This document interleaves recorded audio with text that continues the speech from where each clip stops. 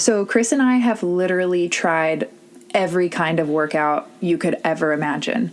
From the day I met Chris, I told him, hey, I want to lose weight. And he was all about working out, what you eat, the macros, the micros, the working out specifically, all different kinds of programming type experiences to, get to those goals. And it's so interesting that this week we are starting our yoga teacher training, and looking back over the last 14 years that we've been together, the one exercise that we have stuck to the most and the longest, most consistently, has been yoga. And so I thought on today's episode, we could talk all about our yoga journey and how we got started in this practice and why we're just now deciding 8 years later to get our yoga certification. Hey, we're Britt and Chris Carmichael, and you're listening to the Elevated Life Podcast. Throughout the 13 years we've been together, we've never ceased in our endless quest to better ourselves. We've studied top experts, philosophers, and gurus. After years of personal self-experimentation, we found the tools for shifting your beliefs, moving through fears, and developing a positive mindset. If you're ready for a breakthrough, then you're in the right place, because we're here to empower you to take control of your life with simple mindset shifts that create radical transformation. We'll be diving into topics like personal growth, health, philosophy, spirituality, relationships, success, and mindfulness. So create some space for yourself and get comfy. It's time to become the badass you were born to be. Yoga has been something that's been such a beautiful journey. It's taught me so much. And I think that was the big difference in why we have kept it for so long. One of the big things is that it teaches you so much about yourself, because a lot of times when you're doing physical activity, it's with friends or it's in a competition setting, and you have some sort of intention and you're looking like, how much of a pump can I get, or how can I be lean or toned or more muscular or stronger? And very little of it actually has to do with like, how's my physical body feeling? And deeper than that, how am I feeling emotionally? How am I feeling spiritually? Typically, in most stuff, there's no breath. There's nothing going on mentally. So your thoughts sometimes are going crazy. And a lot of times in sports, it's easy for us to drive on emotions like anger, and allows us to push, past our perceived limits. If you've ever gotten to the last rep of a set, or you've been in a race and it was that last ending, you give it all you've got. And in that moment, most of us draw on negative emotions because they're easier to allow them to spark our fire. And yoga is 100% the opposite of that. And I think it was, in the beginning, the mental aspect of it that was such a challenge for me, and I know a challenge for you too, that has allowed it to be a portion of my life. When we did our podcast on plant-based eating, we talked so much about how before we were dieting for an aesthetic. It was a, how do I get my abs to show? How do I look a certain way? How do I lose this fat here? A certain weight. Yeah, it was a certain specific thing that just had the physical component. And then when we found plant-based, it was something that I felt like, wow, I feel good. Like my health is doing really well. And this is something I can sustain. I'm not upset. I'm not craving every food under the sun. High energy levels. Yeah, and so yoga was the same way. It was that one thing where when I got done doing yoga, I every time I was on my mat and we're in the last pose, and you're resting there, and you finally come out, you open your eyes, and every time I felt like, oh my gosh, I feel so good. And like a lot of times I'm thinking, oh my God, I wish this was over. Why are we still doing this? I hate this. I'm physically in pain. And yoga was like, every time I've thought to myself, I've got to do this more. How do I get more of it? Yeah, I need more of this. I thought that's what you were going to say. As you mentioned about the dieting before and transitioning to a plant-based lifestyle, it was the same for working out for me. Every workout that I ever did, that you ever programmed me before, was for punishment. I was punishing myself in a way.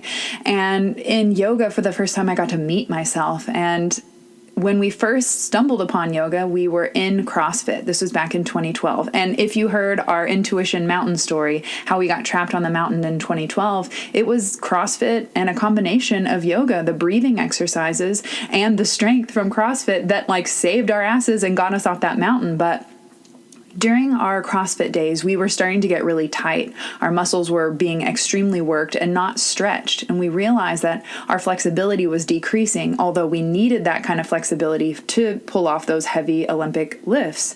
And so we started our yoga journey, and it really, we had no idea that it was going to be something that tapped into your soul, your body, your mind. It was like a way to balance all aspects of yourself. It's really a holistic practice. So physically, we were in the best shape of our lives. We were competing on a CrossFit level, and it was interesting to find that when we started our yoga practice, we would begin with 15 minutes a day. We found the David Swenson DVDs on Ashtanga, and that we heard that Ashtanga was the CrossFit of yoga. So we were in. We were like, that's it. That's what we're going to do.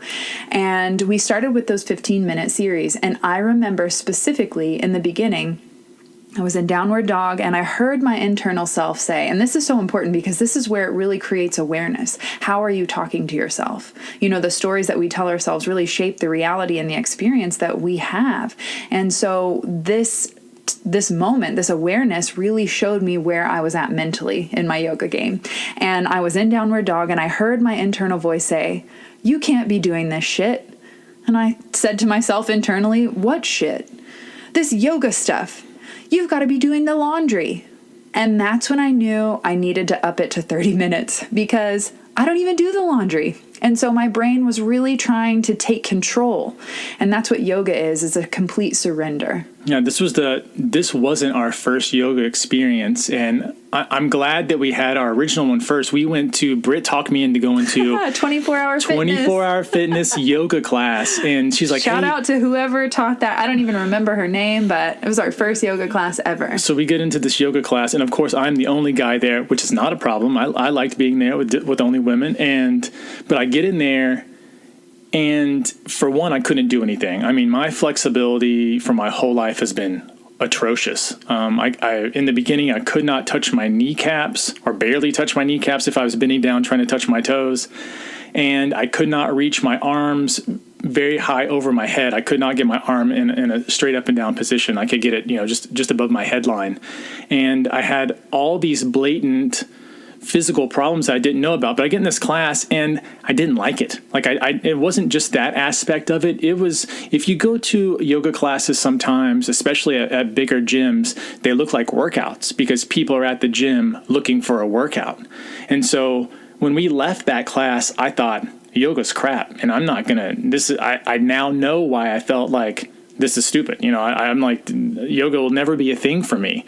And so for us to come back multi-years later during CrossFit, because I kept getting injured, and I kept getting injured because I was not flexible. I had plenty of strength. I mean, I could do all the strength movements, but I couldn't, anything that required flexibility from me was a problem. And as you get stronger, it's easier to see your inflexibilities come out. And so through injury. Through injury. I was in pain most of the time, and it was all because I lacked range of motion. And so I found yoga looking through forums on how to help and heal my mobility. I'd already been in a really bad motorcycle accident at this point, and so I had just things that I needed to fix that I just never gave the time and attention to. I'd always just gotten back in the gym and started working out again. Like that was my whole idea of what physical therapy should be. And so I looked up, and like Britt said, that they wrote in the forum that Ashtanga was the CrossFit of yoga and how great it was for their mobility. So I went with that. I went straight down the Ashtanga road. And because I didn't like what I'd done inside of the gym in the classroom, I took it on personal study, which is how I do most things anyways. I'm always looking to study as much as I can on my own using books or whatever tools I can find. And then experiment on me as the guinea pig. Yeah, outside of a classroom, and it was beautiful. So I found all this stuff on yoga, and David Swinton was the guy that if I'm going to do some sort of yoga, it's going to be David Swenson. He's just an old school. I think he started doing yoga like in the 70s, and he's older now. And so you get to see like an older person's perspective and the stuff that he can do. It looks like he belongs in a circus. Yeah, it's a total inspiration to see someone in their late, 60s, maybe 70s, phenomenal. Like just so strong and so flexible and just smoking us,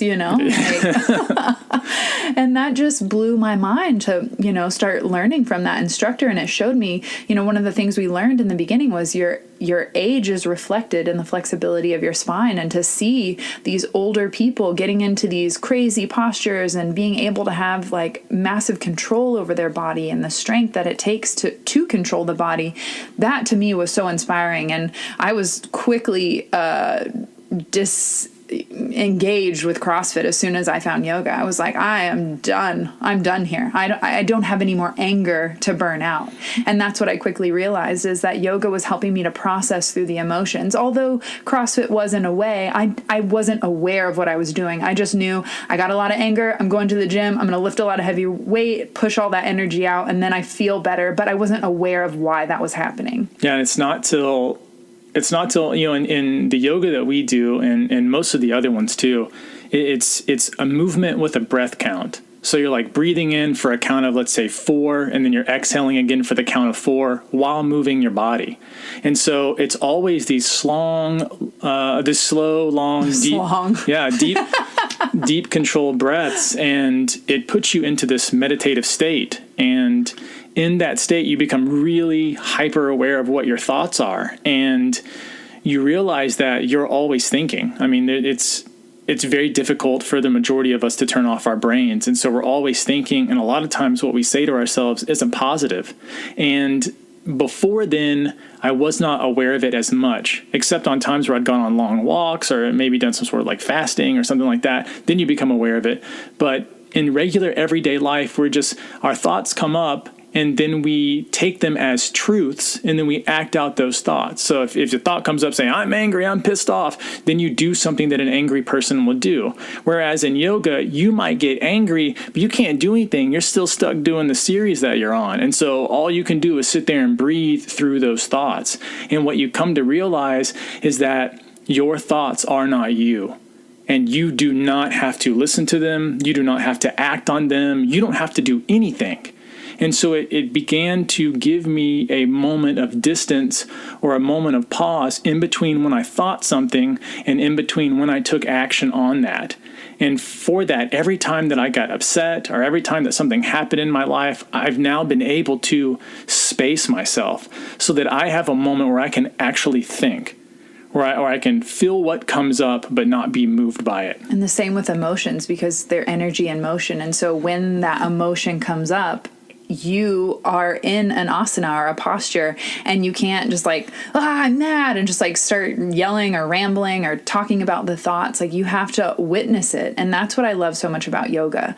Yoga means union. And for the first time ever, I felt at one with the witness and the observer, the watcher behind all of the personalities and the body. Yeah, it shows you what you truly are. And it's a big pill to swallow, because like Britt, when she did that first 15 minutes and was talking to herself about doing the laundry that she doesn't do, you come to realize that we are always with ourselves, but we hardly ever make a friend out of our own inner being. We hardly meet ourselves. We hardly get to know ourselves. We hardly have this like deep sort of monumental conversation or sort of a coming to light. We forget to, and we forget to because we move so fast in life. We're always moving from like one desire or one achievement to the next, and we forget to pause. When you first do meditation, you watch most people try and meditate. It's hilarious because they can't. They can't shut it off. They can't turn it down. They have no idea what to do to stop that hamster wheel of thought. And you notice it when yoga comes out. So for us, so I find Ashtanga, and I find David Swenson. I found a really long form version, and the actual practice is like an hour and a half. And so I take it over to my mom's. Britt and I go over to my mom's house. I'm like, hey, will you guys try this with me? There's some new stuff that I found. I have no idea what it's going to be like, but we do CrossFit, so it can't be hard. That was sort of the mentality back then. Because we could do, a million wall balls and burpees until we fainted. And I mean, it was, yeah, we could do it, that definitely teaches you a discipline to be able to do it. And we got into yoga, and I will tell you, within the first 5 or 10 minutes, I wanted to give up. I could barely breathe. It was sweating my ass off. I'm pouring sweat. And the way they have you breathe, in this one at least specifically, is this Ujjayi breathing, which is a breath that builds fire inside of your body. It really starts to heat you up. And I was purify the toxins within. Yeah, and so I'm feeling faint, and I'm like looking over at my mom and she's struggling. I'm looking over at Britt, who's, Britt is just an all-star athlete, and I'm looking over at her and she's dying, and I'm thinking, what are we doing? We're barely moving at all. We're long breaths, and I'm over here feeling like, I'm just running a marathon or something. And that was really the challenging aspect in the beginning, was what hooked me. It wasn't just the mental part, but the physical part as well.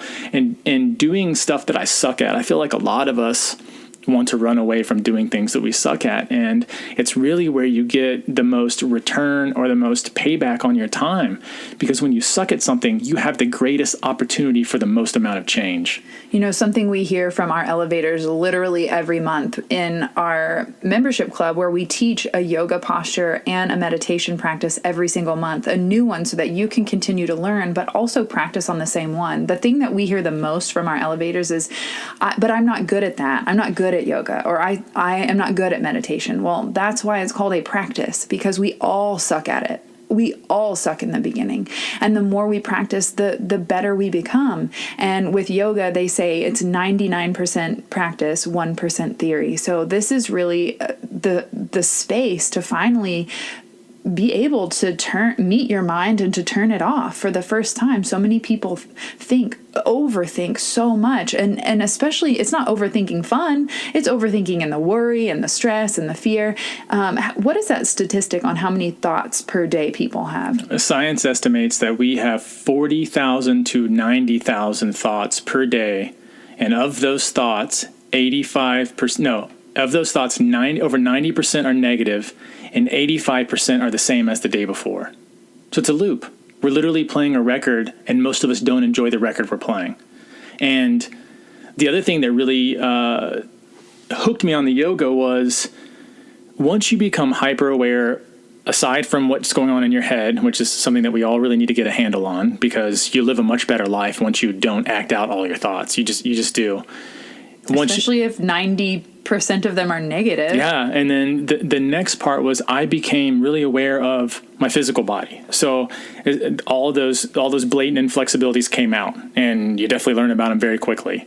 And what I started to watch was the other people in my life. I started to watch, when did they have a thought? Because I was paying attention more. I was in the moment more. The more often that you slow breathe, the more you're communicating to your nervous system that you're safe, and the more you're allowing yourself to slow down. And when you do that, your thoughts become less cloudy. You're less whimsical in the sense that the thought comes in and you're just moving on it. And so I started to watch other people, because I was so in the moment and not just thinking. I formed a deeper connection with everybody that I was around. But what I noticed from that is two things. One is that people's minds are really screwed up. They really have a lot of hurt going on inside them, and there are things that they need to heal. And the other part is, people are really inflexible. And so many of us sit at the computer all day, or we sit at our desk all day at work, or we just get in the wrong positions for so long, and we don't do anything about them. I mean, I remember back when Britt would do long hours at the salon pretty much every day of the week, and she would come home and be beat up and then not do anything. And so her wrists would be screwed up, her shoulders would be screwed up, the calves would be super tight. She would everything. She would feel bad. And so the time where she had an opportunity to play, like when she wasn't working, and the time where she was able to have fun, she couldn't go at 100% capacity or even anywhere close, because she was too hurt. And tired. And so draining of energy. Yeah. And so I started watching the flexibility of people in my life, especially older people, because we all know that our bodies are going to age. And so I'm looking at what's going on with people who are 50, 60, 70, 80 in my life, and how do they feel? And when I noticed it, they can't move either. And here we are watching David Swenson on the video, and his flexibility is just, the guy can, whip himself into a pretzel, and it's not... He can put his head between his legs and look up at the sky. and it's incredible. And so you think, what do I need to do in my life right now that will help me when I hit those 50, 60, 70, 80 year marks, where I can still feel good, where I'm still pulling as much nectar out of life as I possibly can, where I'm not telling my friends or, no, we can't do it because my hip's bad or my knee's bad, Now, obviously, if you do sports, you're going to come up into injuries and you're going to do things like that. But how can we prevent it the most possible? And this, for me, has absolutely been the way. I have not been injured since, and I have corrected so many things. I mean, when we first started going to our chiropractor, I would have 16 to 17 things out. I remember one time she told me, this is the worst I've ever seen. Like, you are the worst patient that I like, as far as how many things you have out of place that I've ever seen before. And after we'd done yoga for maybe a year or so, we were going to her and they just stopped being things out. I just no longer had anything out. And I asked her, I'm like, well, why, where's all this? She said, well, if you continue to do yoga like you are, she goes, you won't really need me anymore. Like, your body will automatically put itself into the place that it needs to be. Yeah, that was something super crazy when we first started with the chiropractor. Just even having the awareness that when our spine is out of alignment, it's blocking the energetic signals that your brain is sending to your body to create that health and wellness, the energy, vitality. So yeah, she says now to us all the time, you don't need me anymore. And I mean, that's great. We should be self-sustaining and we should be able to take care of ourselves. It's called self-love, self-worth. Like, all of this is taken on our responsibility. We shouldn't have to rely on anything outside of ourselves to, one, know ourselves, and two, to heal ourselves. That reminds me of the book You Can Heal Your Life by Louise Hay. I mean, we have everything that we need available to us. It's just a matter of implementing the tools. And with that being said, Ashtanga yoga was the thing that we got hooked on in the first year. And then after that, we started going, well, there's other types of yoga. Maybe we should start to explore and see what other types there are. Now, we have explored all kinds of hatha yoga and yin yoga and Kundalini yoga. We've tried all different types of yoga, and they are all wonderful. They all provide different benefits, and it really depends on what it is you're trying to experience. Are you trying to create a lifelong practice that is sustainable to you, or are you trying to create a toolbox that is varied so that you can implement different types of yoga depending on how you feel? For example, you don't do Ashtanga yoga at night before bed. It's a fire activating, energy building practice. But whereas yin yoga is a very long, feminine, receptive, restorative practice, it's nice to be able to pull from different types of yoga depending on different types of times during the day and energy levels that you have.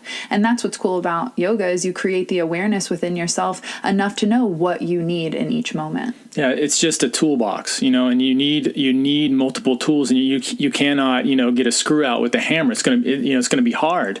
And so you want to be able to have a big enough toolkit so that you have what's right for you in that specific moment. The other thing that yoga really opened us up to, and this was something I had not considered whatsoever, and that was in the practice, it's typical to take off one day of the week. It's also typical to take off the full and new moon, which I had never done before. I'd never thought about the moons before. That wasn't a thing. And women take off the first 3 days of their menstrual cycle, which I'd never thought of before either. We just plowed through everything. Whenever there's a workout to be done, it didn't matter what time of day it was. It didn't matter where Britt was in her cycle. It didn't matter what the moon was doing. None of that mattered. And so this was just another awareness level. I mean, the moon obviously affects our body. We know how it affects the ocean. We know that our bodies are made up, in the majority of water. And thinking about a woman's cycle, this really tuned me into Britt a ton, because I became aware, because we didn't practice yoga those days, or at least she didn't. And so it allowed me to have a deeper level of awareness. And I feel like I keep saying that word during this, and it's because that's what yoga offered. Well, it's another word for enlightenment as well. Yeah, and it was incredible to start getting in tune not only with the rhythms of nature, with the moon, but also with the moon cycles of women, because it allowed me to understand where Britt was in the month, in a sense that the hormone levels are going to be changing within her body. Her mood is going to be changing. What she likes, what she doesn't like is going to be changing. And allowed me to move with that with so much more ease, rather than thinking that Britt is a fixed person and she's going to feel the exact same way every single day, no matter what's happening or what's going on. As a guy, it's hard to grasp that, but when you start to focus on it more, you start to realize that your partner's needs are continuously changing, but they're changing in a circle. So it's not like they're totally random every day. It's a specific cycle. And when you get into that cycle, you start to be able to offer them things that they don't even know they need. because they don't have the awareness of it as much if you're tracking it. And so me tracking Britt's lady time has been one of the things that has helped our relationship so much. I don't know how other guys do it without that. I mean, it's become so much easier for me to know when to, there's sometimes you want to be able to push your partner because they're doing something, maybe it's in their work or maybe it's just for them, and you want to push them. You want to help them as they're getting closer to the finish line and they're gassing out. You want to be able to put on the gas and give them that rah-rah that they need. But there are going to be other times where you're going to need to let off a lot, where you're going to not need to require them doing so many things, maybe not cooking, maybe not the normal stuff, and you don't require the same amount of energy because they need a rest period. And when you know what that rest period is, and when you know how they act as they come into that, you can choose what you say to be better. You can choose how you touch them. You can choose how much intimacy you're going to have when you do special things like dates or flowers or cards or take them somewhere or go on walks or picnics or whatever. You can start to plan that out better, and it gives you a more vibrancy of life. You start to realize that we're all moving through natural cycles. Everything is. There's no way that we can change that. Nature's already doing that, and we are part of nature. We're not separate from it. And so getting back into your breathing and getting back into how your physical body is, making sure that you're resting. Another big part of yoga is meditation, making sure that you're doing your meditation, making sure that you're acting in the correct way and thinking in the correct way, and allowing the cycles to happen as they already are going to and not fighting that is just such a different experience of the world. It's not so much I'm 9 to 5ing it, I'm coming home, grabbing a beer, watching a couple television shows and going to bed and repeating. It's a deeper level understanding of things that have been going on around you all the time. Man, it makes me think back to when we went to the Wanderlust Yoga Festival in Aspen, Colorado. I want to say that was in 2014. Does that sound right? Yeah. So maybe 2 years after we started CrossFit and got into the yoga journey, we're like, let's expand our practice. Let's go be around other like-minded people, because if we love yoga and we're a certain type of vibe, then I'm thinking other like-minded people and souls are going to be at these events. And you had proposed to me, hey, what do you think about going to this festival? And I had always told you that I was looking for some type of an event or something like that where there was community and connection. And when you showed me the trailer to promo video to Wanderlust, I was like, book, buy tickets right now, we're going. And there was no question asked. And doing that really, again, opened us up to even more types of yoga, different types of teachers, different types of practices, and to see how other people are using these breathing and movement techniques simultaneously, but in their own unique way. Yeah, it was beautiful. And the trick to stay away from, there's two big tricks that we have to get our mind away from. Number one is that people look good in yoga pants, and you cannot be distracted by that because that's a distraction. Mm-hmm. And the physical body is such a distraction. I mean, people are beautiful, and it's very difficult not to just look at them and just to observe the physical body. It is absolute perfection. The other part is to not get moved by the higher level gymnastic skills. Because if you go onto most Instagrams that are yoga teachers or yoga trainers, they can't show you real yoga. They can't. Because if you were to watch somebody meditate, you'd be like, what is this person doing? Sitting there with their eyes? They're just sitting there. Yeah, it looks silly. It's like when people ask me to, hey, show us what hypnosis looks like. Well, it looks like you have your eyes closed. That's what it looks like. It doesn't look like anything else. There's nothing other stuff going on. It's all inside you. And yoga is happening inside you. The most advanced level teachers aren't the people who can do handstands on one arm. They're not the people who can put their legs behind their head. None of that stuff matters. The posture is only 1/8 of yoga. So 1/8, imagine that's just a lettuce and calling it a sandwich, right? That's just one part of it, and it's a nice part, but it's not the whole thing. The deeper part is the connection that you make with yourself and how able you are to witness the mind. As Britt touched on earlier, becoming that witness, becoming the watcher and the observer versus the one that's actually doing it.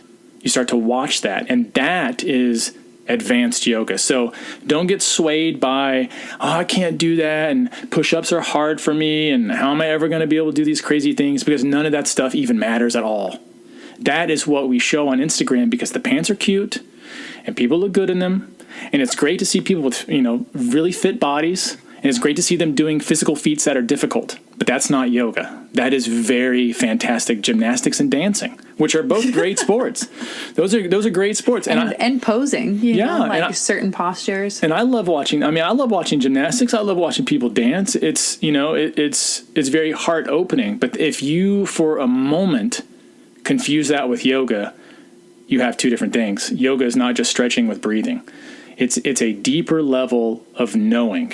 It's a knowing of yourself, which allows you to know the rest of the world. Because if you can't know you in the same way, if you can't love you, no one else can love you either.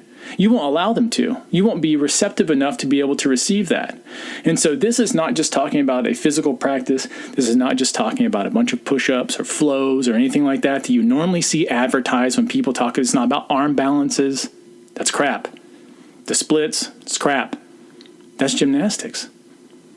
What we're talking about is you beginning to understand that there is a connection inside of you. There's something that ties your mind, body, and spirit together. And we are affecting each one of them separately to be able to change them all in tandem. So the more you can get away from the visual aspect of it, and this is one of the reasons why I don't go to yoga classes. We do not practice at a class. That works for a lot of people. A lot of people love the community and the camaraderie. Yoga is something for me. And if Britt doesn't practice with me, that doesn't matter either. It can be just for me. And so I move with my breath. I move on my count. I do what I need to be doing at this point. It's great to have a teacher instruct you to make sure you're doing it correct. Of course, that's fantastic. But once you get beyond that, it comes to a place where this is something for you. And I plan to keep practicing, until I'm 6 feet under. This is something that has improved my life and our lives in so many ways. And the biggest part is really being able to finally have that deeper conversation with myself. And the deep conversation that you have with yourself is silence. It does not happen in words. You don't need them. Words only exist for meaning. And once you've gotten the meaning, you don't need the words anymore. And so once you get on the deeper level, it's this silence that you find inside of you that is very healing and very comforting and very powerful, and you let that silence lead your life. So you practice yoga so that when you are in regular everyday life, regular everyday activities and opportunities, you're still staying with yourself. You're not letting your mind begin to take over. You're realizing that you are the one ultimately in control. It's so interesting that you say the silence is comforting, because now 100%, but in the beginning, it is terrifying to people that have never experienced what it feels like to be in total silence without the mind just yip, yip, yip, yip, yip, chattering all the time. And you have to think why that is, though. And that is because everything in our entire lives has been telling us that we are a specific identity, that you are this name, that you are this religion, that you went to school and did these things, that you have this job, that you're this nationality, that you're this political affiliation. And that's not any of us. That's not who we are. Your name someone else gave you, where you went to school is based on location. Pretty much religion is the exact same way. If you're born in certain sectors of the world, that's going to be your religion. That's going to, whatever your parents gave you.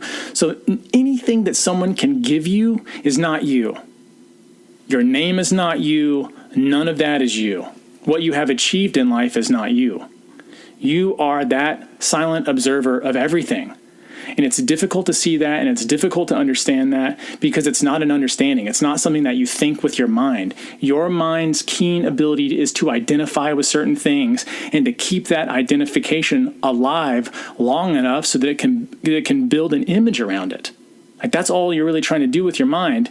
And yoga is about deconstructing that and letting that go and realizing that you're something that's different, that you're not that identity, and that you don't have to be that story that you continuously tell yourself.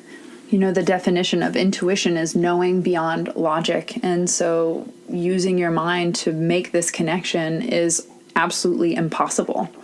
And yoga is the practice to, like Chris said, deconstruct, to quiet the thinking thoughts that are constantly bombarding you. 80,000, what did you say? 40 to 90,000, they say. Shoot. That's so much. That's like having little kids that are just constantly we chose not to have kids for that reason, but it's like our mind is that nagging child that needs the attention. And what is interesting is when you take the attention away, you realize the deeper root for that yearn of connection. And that's to connect with yourself, not anything outside of yourself. And so at this point in our journey, we are doing yoga teacher training, not because we want to be yoga teachers. I don't want to be that. I mean, we kind of already are. We are. We teach a certain portion of it, but it's not like the same you think as classes in a yoga studio. We're not opening up a studio, at least not, there's no vision of it at this point. No. We like to teach yoga on our retreats and things like that. So the point is to be able to get around people who do this all the time, where they wake up, they think yoga. Halfway through the day, it's still yoga. At night, same thing. And they've been doing it for years. Many of the teachers that we are learning from grew up in yoga studios with yoga family and parents. That's what they did on the weekends. Those are their vacations were retreats that their families put on or their friends put on, where they went and participated. And I am always trying to deepen my understanding of people who do something that I'm interested in, but they do it a lot more than I do. It's not just a daily practice. It's more of a life thing for them, because you'll always learn, even if you learn only a couple things, it costs you, it's always going to cost money. Knowledge is expensive, but it's cheap when you think about how long it would take you to figure it out on your own. And so I'm always trying to find people who are doing it more than I am and better than I am, and being able to learn from them, like, what have they figured out? What are ways they do it? What are the systems that they're using? How are they thinking of it differently than I am? How are they helping other people more specifically? Because a lot of times when you watch people teach, you watch how they understand it. And so they may say something where you're like, oh my gosh, I've been doing that in a different way for so many years, and doing it this new way that you just mentioned is very different for me, and I'm liking it more. And so that's what I'm looking for. I'm looking to just deepen my understanding of all of it, to figure out how I can help other people do exactly the same. Because, once you learn it, and once you're able to tap into these other levels, you want to tell other people about it, because you start to realize that a lot of the suffering that we have and a lot of the pain that we experience is self-inflicted, and it's not necessary. It's, we always say that change and suffering kind of go hand in hand, but that's not exactly true. It only is if you tell yourself it is. And so being able to find people who are really, really good at whatever thing you're interested in, for now, right now, it's wanting to go further into our yoga practice. And this is years later. We've been doing this for 8 years now.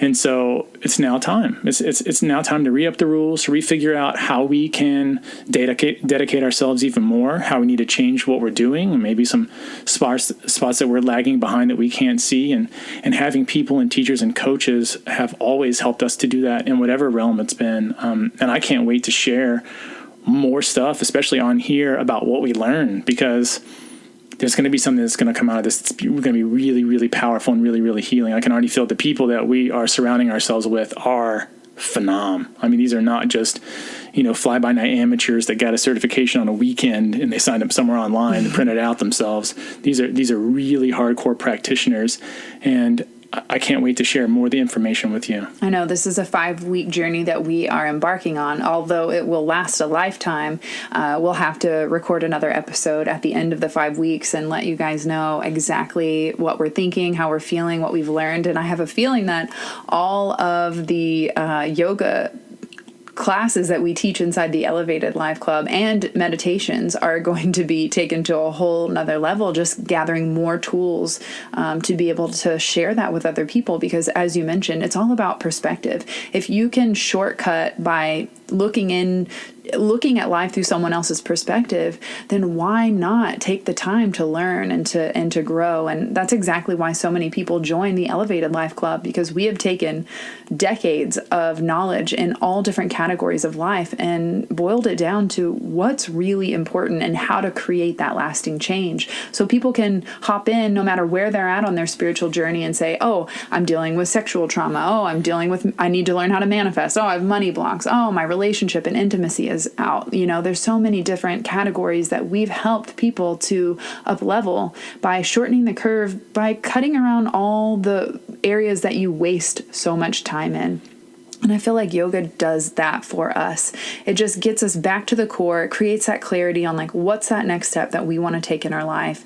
And I hope that everyone listening has that kind of practice where they can drop in, whether it be yoga, meditation, tantra sex, working out, I don't care, whatever it is, but what is that daily routine where you reconnect with your soul to find clarity and peace? And whatever that is, emphasize it in your life. When we started making this a morning and basically evening part of our evening routines, it changed everything, because you go through life calmer. I got my mom doing this too, and she told me the days that I do yoga are my best days, because when I come up head on into problems that either would have made me cry, made me tuck my tail between my legs, maybe anxious or worried or afraid.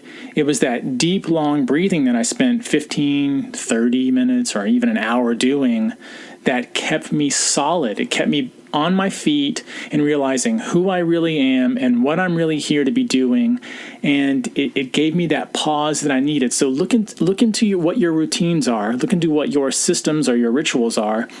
And find that space where you can allow yourself to have a practice that will benefit you, not just today, but all the rest of the days of your life. I can totally agree with your mom about on days that I do yoga, I feel so calm, so centered, so at peace. And like any drama or any like shit that comes up in life is just like water off a duck's back. You're like, whatever, I got this, I can handle this, no big deal. But days that maybe I don't do yoga or skip it because of XYZ, I absolutely notice the difference in the way that I respond to certain situations. And I always have to pull myself back and be like, whoa, girl, like, all right, time to get on the mat again. So it's really interesting how even 15 minutes of that intentional breathing, movement, connection with yourself can make all the difference throughout the day. So get yourself a yoga practice or a meditation practice. Get a cheap mat. Fine. If you like David Swinton, if you're looking for somebody to help you out, look at the David Swinton DVDs. They're on Amazon. They're called short forms, and they have a 15 to 30 and a 45-minute routine. They're fantastic. That's how we got started. You can always do a Groupon and join a class, but just find something that you can consistently do, and it doesn't take a long time. And 15 minutes is not a long part of your day.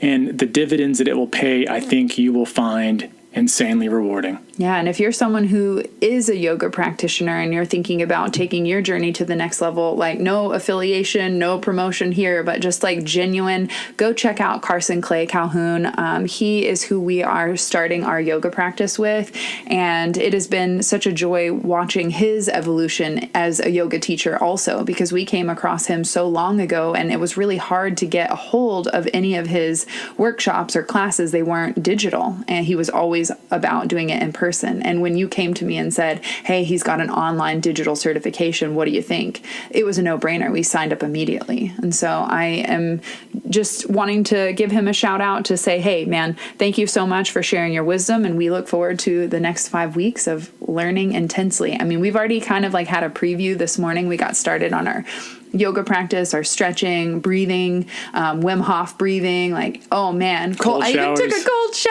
It's like the thing I despise the most.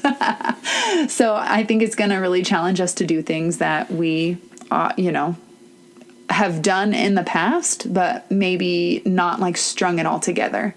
One of the things he asked us to do was to start journaling and asking, why did you sign up for this? And in my journal this morning, I wrote, I signed up for this because I feel like we have all the puzzle pieces, and now it's about putting them all together and implementing them all at once, rather than, okay, we're dabbling over here in this category. Okay, now let's go figure out food and dabble in that category. And now I feel like it's this integration of all of those puzzle pieces and tools that we've been collecting for decades, like coming together in this like holistic practice. And oddly enough, I drew the death card in my tarot journaling practice this morning. So I feel like it is time for a rebirth. Yeah, and this is a great time. This is a great time of the year to be reassessing, to be re-looking at what do you want to do going forward. Where are you falling behind? How have your routines been? How are your relationships going? How's your physical body?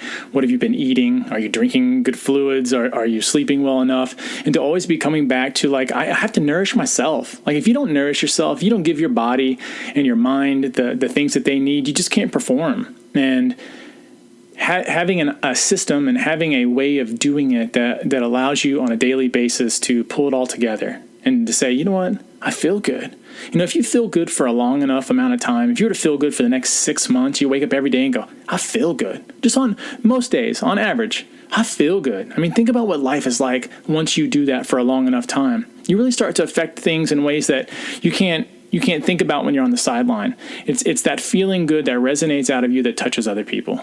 So commit to whatever ritual makes you feel good on a daily basis, and let us know what you enjoyed from this particular episode. And if you have any questions about yoga, I think this would be a fun conversation to continue the journey together. And again, we'll hop on in 5 weeks and do another podcast about what we learned, who we are. I just told my girlfriend who came to visit, she lives out of town. So when we do see each other, it's like we're meeting each other again. But I told her this time particularly, get ready to meet the new me at the end of this, because anytime you commit to something big and something transformative like a yoga practitioner certification, you will become a different person, especially because you're going to find out more of who you really are. Thanks so much for tuning in to this episode of the Elevated Life Podcast. Leave us a review and let us know what you loved about this episode. We'll catch you next week. Peace. Thanks so much for tuning in to the Elevated Life Podcast. Want more? Join us at theelevatedlifeclub.com for mindset upgrades, lifestyle hacks, and spiritual tools to elevate your soul. Each month features a new masterclass, meditation, yoga practice, and more to help you transform your life one step at a time. Come join the 7 or Above Club.